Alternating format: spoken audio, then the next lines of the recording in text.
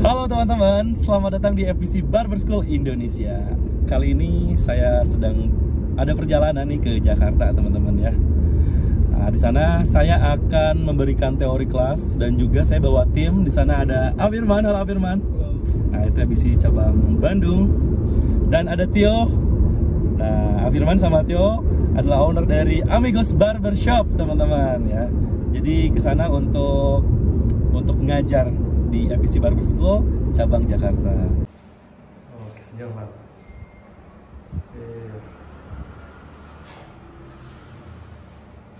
Assalamualaikum wabarakatuh. Jadi teman-teman, terima kasih sudah join di FBC Barber School Indonesia. Dan sekarang saya akan memberikan sedikit pengetahuan saya, mudah-mudahan bisa bermanfaat bagi teman-teman.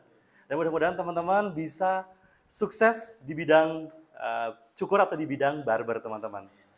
Ya, tidak menutup kemungkinan teman-teman semua itu bisa sukses, bisa punya banyak cabang. Saya juga tidak nyangka dari yang asalnya karyawan SPB, tahu SPB? Sales Promotion Boy, ya, yang gajinya UMR gitu ya. Tiba-tiba alhamdulillah punya sekitar 5 dan sekarang mau 6 cabang. Gitu ya. Gitu. Oke, kita akan pengenalan head zone atau zona di kepala, teman-teman ya.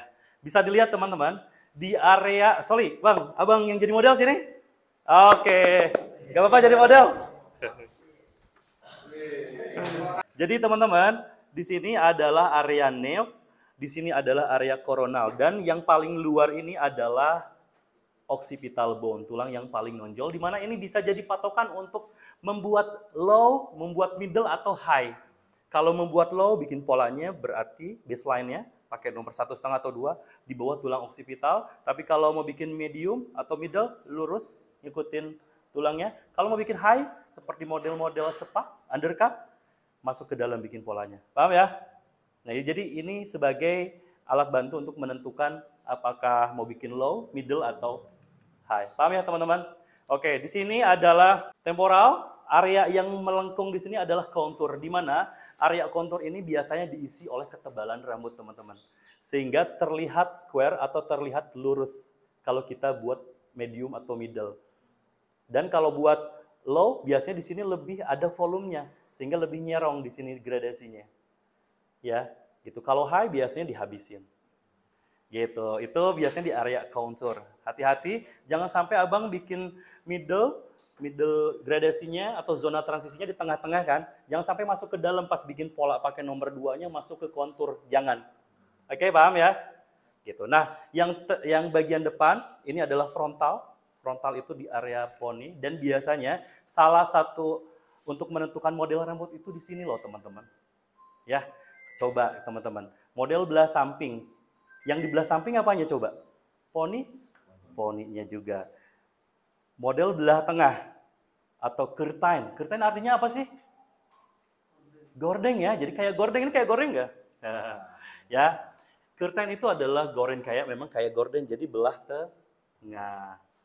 Nah, ada yang namanya comb hair ya. Comb hair biasanya 30% ke sini 70%. Ya. Oke, itu hanya hair styling saja, teman-teman. Abang ini kan sekarang comb hair. Bisa nggak di belah tengah? Bisa. Bisa nggak di belah samping? Bisa. Bisa nggak di slick back ke belakang? Bisa. Jadi satu haircut bisa macam-macam styling, tergantung dari poninya. Semakin poni panjang, semakin banyak pilihan stylingnya. Coba model French crop, bisa nggak di belah samping ini? Agak kesusahan, mungkin balik lagi. Bisa nggak di slick back? Susah. Ya, jadi hanya terbatas. Mungkin hanya model-model pendek saja, seperti mungkin agak di spike juga bisa. Oke, ya satu mungkin ya. Di French crop ke depan juga bisa. Ya, mungkin di quiff nggak bisa nih, di quiff dijambulin, nggak bisa. Jadi lebih terbatas kalau poninya pendek. Tapi kalau poninya panjang, itu lebih banyak pilihan. Ketika dia mau, Bang, saya pengen di crop, ya udah tinggal pendekin. Coba kalau ada pelanggan datang modelnya udah kayak gini, Bang, saya pengen di comb hair, bisa nggak? Nggak bisa ya? Gitu. Tapi kalau ada pelanggan kayak gini, Bang, saya pengen di French crop, bisa banget. Banyak sekali pilihannya. Paham ya teman-teman? Oke, kita gaskan saja potong rambutnya. Oke, abang ini mau motong apa sih? Hari ini ada ini nggak? Tisu leher. Oke, sorry. Nah, jadi teman-teman, ketika kita ada pelanggan harus jangan lupa untuk 3S ya, senyum, sapa, salamnya, ya. Namanya juga setidaknya harus tahu ketika kita beres motong tuh, ya. Jadi kita akan pasang clips terlebih dahulu, kita ukur dulu. Wah, terlalu sempit, jangan langsung begini. Nanti kecekek. Jadi kita ukur dulu, lalu kita longgarin, lalu tempelkan yang warna birunya. Ya, pakai tisu leher. Tujuannya supaya tidak cepat kotor si bibir capsnya dan juga tidak menyebarkan penyakit, teman-teman. Itu yang terpenting ya. Sip. Jadi langsung dibuang saja. Kita lipat yang rapi. Oke, kita udah senyum, kita udah sapa, ya. Udah salam juga, ya. Gitu. Pas pegang clipper, pas nempel clippernya, kita itu harus minta maaf terlebih dahulu atau minta izin terlebih dahulu. Oke? Sepertinya melihat kondisi rambutnya tanpa harus diparting pun udah bisa. Karena apa? Karena si rambut ini udah connect pun nggak jadi masalah. Ya. Tapi diparting salah nggak? Nggak salah juga. Saya pengen lebih cepat aja.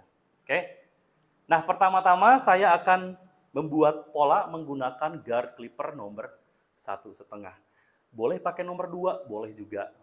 Ya, pakai 3 pun sebenarnya boleh juga, nggak usah bingung teman-teman. Karena ini masih buat kanvas teman-teman. Karena kita tuh akan buat sebenarnya akan buat gradasi. Oke? Nah, gradasi itu sebenarnya ketika kita potong samping tuh kita bikin fade. Fade artinya memudar. Ya. Nah, ketika teman-teman dengar kata fade, apa yang ada di otak teman-teman? Apakah tipis botak banget gitu?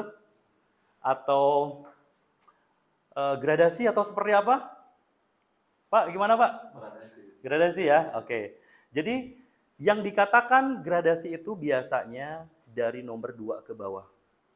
Ya, atau 1,5 ke bawah. Itu terlihat ada perubahan warna terang menuju ke gelap. Ya, dari rambut pendek menuju ke panjang secara bertingkat. Betul nggak? Nah, kalau teman-teman dengar kata skin fade, nah baru itu ngebotakin bagian bawahnya benar-benar terlihat botak atau kulit. Kalau teman-teman dengar fade, harus dipertanyakan lagi. Fade-nya suka nyampe kulit atau gak sampai kulit? Gitu, paham ya teman-teman ya? Kalau dia minta sampai kulit, itu benar-benar skin fade.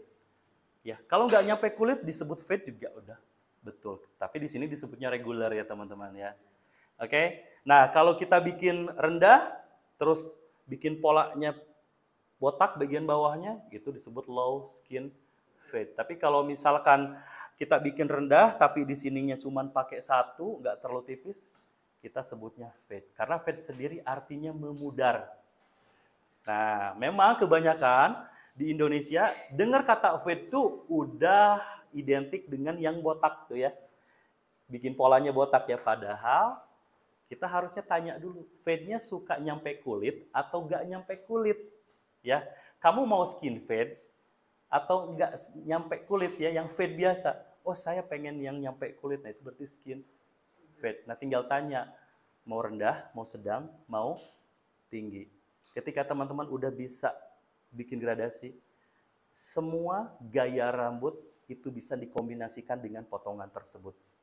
Hampir semua, ya. Ada beberapa yang memang nggak matching. Contoh model Korea, tublok, sampingnya dibikin high fade. Nah, kurang cocok. Ya, ada beberapa yang memang kurang cocok. Ya, bikin Korea itu biasanya tidak terlalu menghilangkan volume di bagian sini. Boleh dibikin taper atau low skin fade atau low fade ya. Oke, teman-teman, kurang lebih seperti itu. Kita akan buat middle sepertinya ya, dan atasnya kemungkinan nggak akan kita apa-apain, mungkin tetap seperti ini. Oke? Oke, dah Bang. Halo teman-teman, nah teman-teman saya sedang di FBC Barber School Indonesia, cabang Jakarta. Nah bagi kalian yang mau belajar kelompok rambut di daerah Jakarta bisa ke FBC Barber School Jakarta di 0812 1490 3938. FBC Barber School memang